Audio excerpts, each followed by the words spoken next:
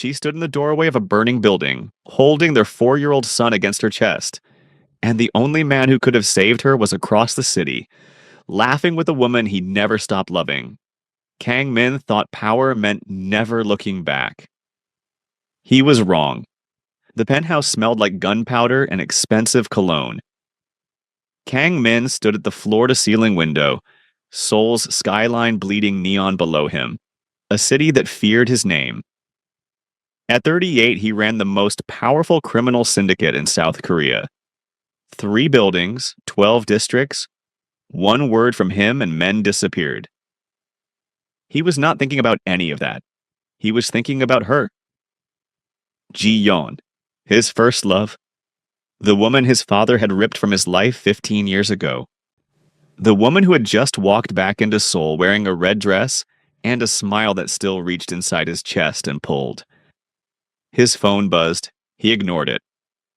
3 floors below the city's noise, in a modest apartment that smelled of shea butter and simmering stew, Elena Kang was cutting vegetables with the focused calm of a woman who had learned to be her own company. She was 33, beautiful in the way that doesn't announce itself. Deep brown skin, quiet eyes, natural hair pinned loosely above her neck.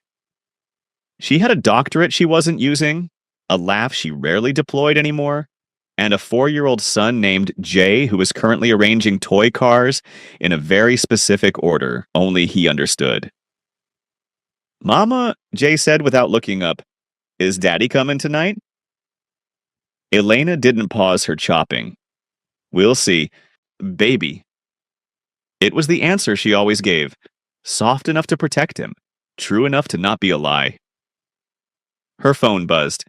Kang Min's assistant. "Mr. Kang won't be home for dinner. Please don't wait." She read it once, set the phone face down, went back to cutting. Outside, Seoul pulsed and roared. Inside, the only sound was Jay's quiet counting and the knife finding the board again and again, steady as a heartbeat refusing to quit. Have you ever been the one waiting at a table that never got full? Drop a comment. This story is for you. The call came at 11:47 p.m., not from Kang Min, from his lieutenant, Rio. "There's a fire at the Mapo complex. Boss, we think it was deliberate. Someone sent a message." Kang Min was already in Ji-yeon's apartment, her perfume on his collar, her hand on his chest. He sat up slowly. She didn't handle it. "Boss." Rio's voice dropped. "Elena and Jay were there.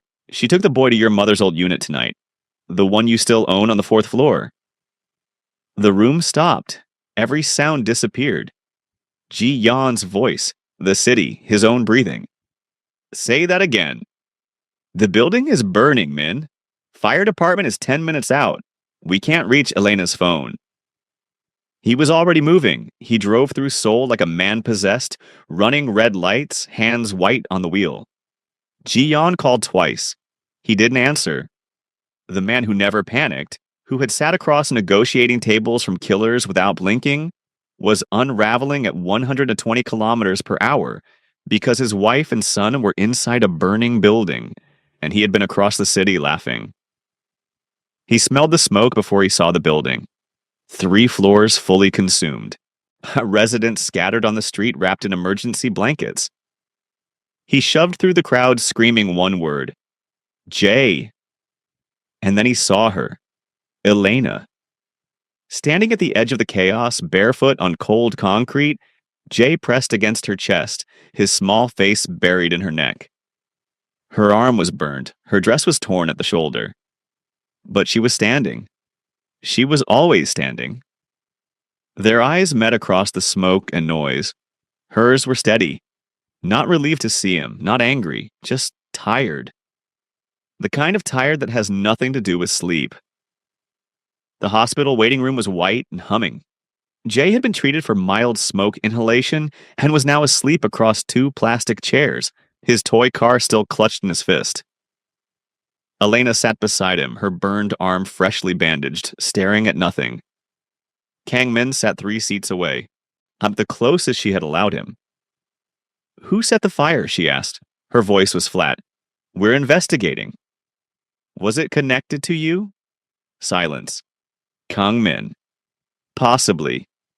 She nodded slowly, the way people nod when they already knew the answer, and just needed to hear it spoken. She looked at Jay. He asked for you tonight. Before we left for the unit, he said, Mama, can we call Daddy? I told him you were busy. Kang Min said nothing. I've told him that 400 times. She turned to look at him then, direct and unflinching. At what point does that word busy start sounding like something else to a 4-year-old? Helena, I'm not fighting with you. She cut him off quietly. I'm too tired, and this is not the place. I just need you to understand that tonight, your son almost died because of a life you chose. And you weren't there. He opened his mouth. She looked away. Back to Jay. Kang Min sat in the humming white silence and felt something he hadn't felt since he was 17 years old, standing over his father's body. Helpless? He pulled out his phone. 3 missed calls from Ji Yan. He stared at her name for a long moment. Then he put the phone face down on the seat beside him. It was the first honest thing he had done in months. When someone shows you who they are through their absence, do you stay or do you go? Comment below. And if this story is hitting different, subscribe so you never miss one like this. The safe house was Rio's idea. Whoever set the fire had sent a message. Until they knew who and why, Helena and Jay couldn't go back to the apartment. The penthouse was too exposed. But the safe house in Yongsan was the only option. 3 bedrooms, reinforced doors, 2 guards outside. Elena did not want to be there. She stood in the kitchen the first morning, making Jay's oatmeal with the focused precision of a woman pretending she was anywhere else. Jay sat at the table watching cartoons on a tablet, already adapting the way children do with terrifying ease. Kang Min appeared in the doorway at 7 a.m. He looked like he hadn't slept. There's a coffee machine, Elena said without turning around. I know. Then you don't need me to tell you where it is. He sat down anyway, across from Jay. The boy looked up from his tablet, studied his father's face with those serious eyes, then quietly slid the tablet across the table. You can watch too, Jay said simply. Kang Min looked at his son. I'm 4 years old and already more generous than he deserved. Thank you, he said. His voice came out rough. They sat in silence, the 3 of them, cartoons playing softly, oatmeal steaming. Elena placed a bowl in front of Jay without looking at Kang Min. Then she paused.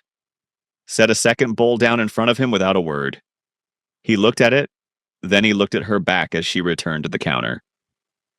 She wasn't forgiving him. He understood that. But she was feeding him. And in Elena's language, which he had spent 3 years failing to learn, that meant something. Elena. His voice was low. Eat your oatmeal, Kang Min, she said. Jay giggled at the cartoon, and for one strange, fragile moment, the safe house felt almost like a home. He found the journal on the 3rd night. He hadn't been snooping. He had gone to the small bedroom to leave a blanket, and it had slipped from the nightstand.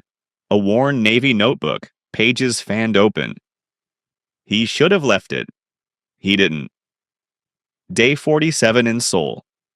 Jay said his first Korean word today. Yama. Mama.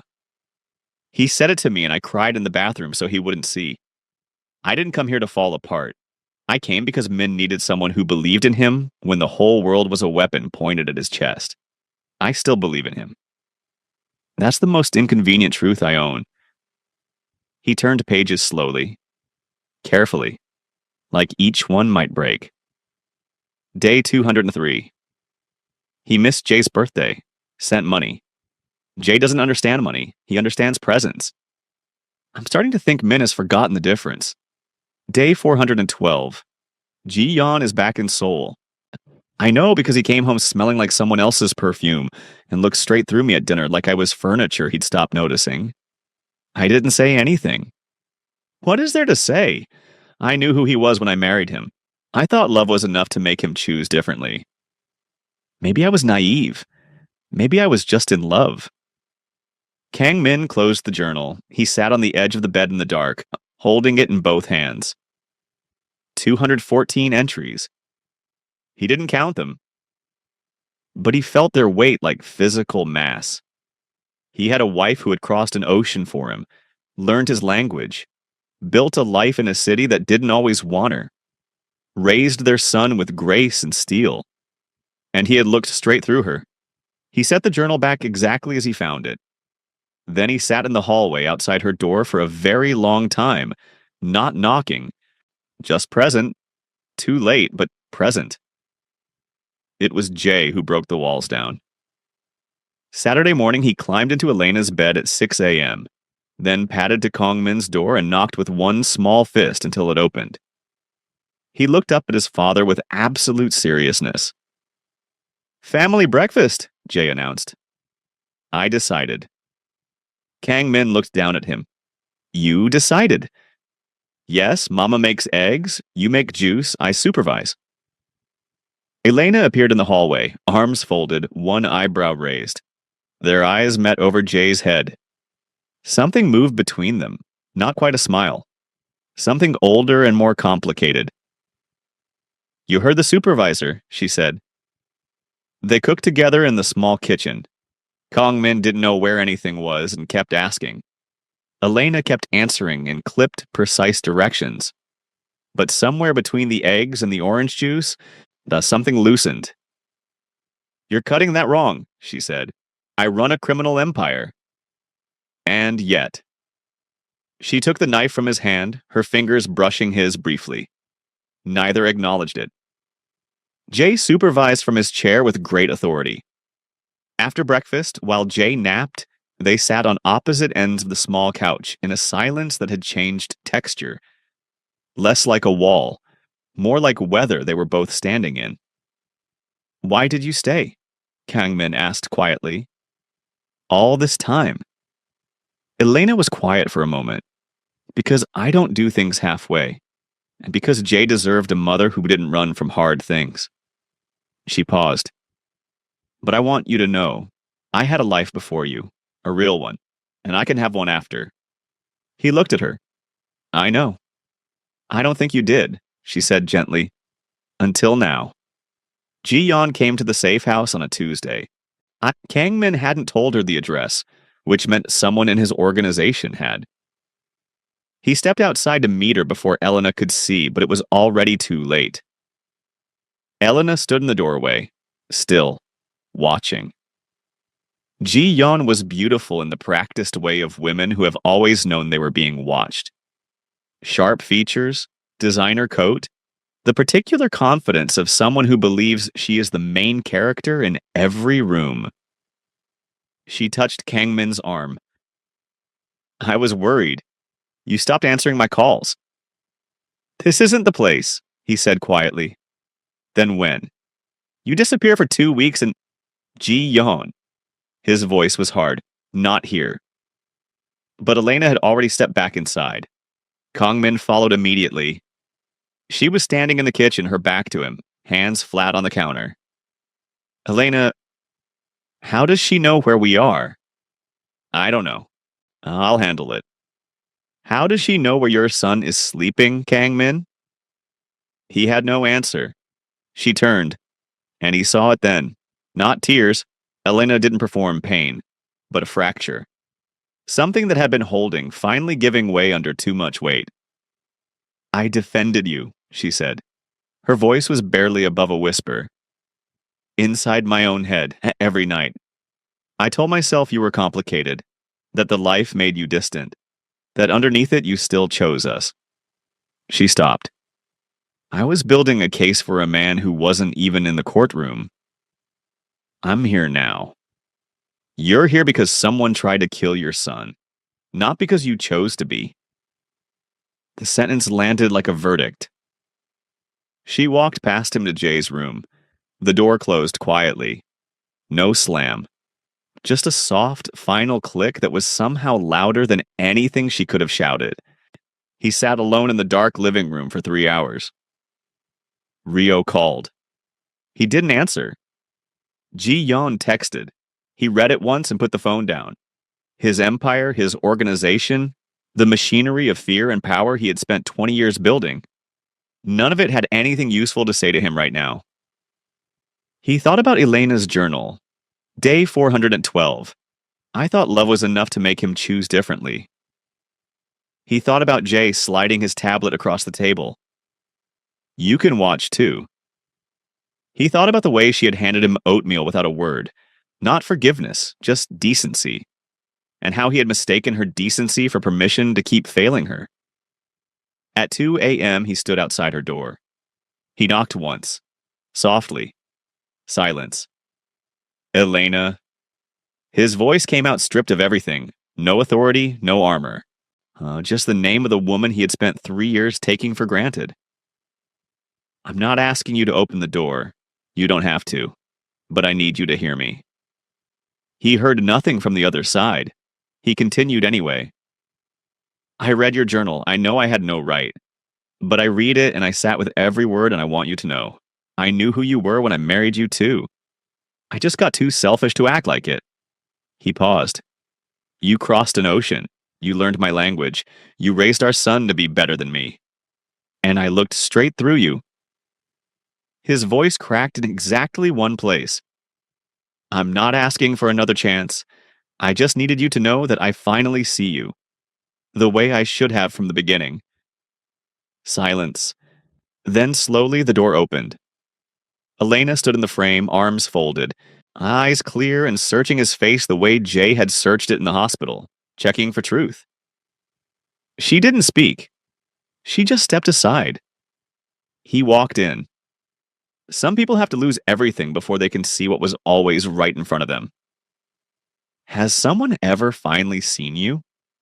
Or did they see you too late? Tell me below. And subscribe. Because this community tells the stories that matter. 6 months later, Seoul was different.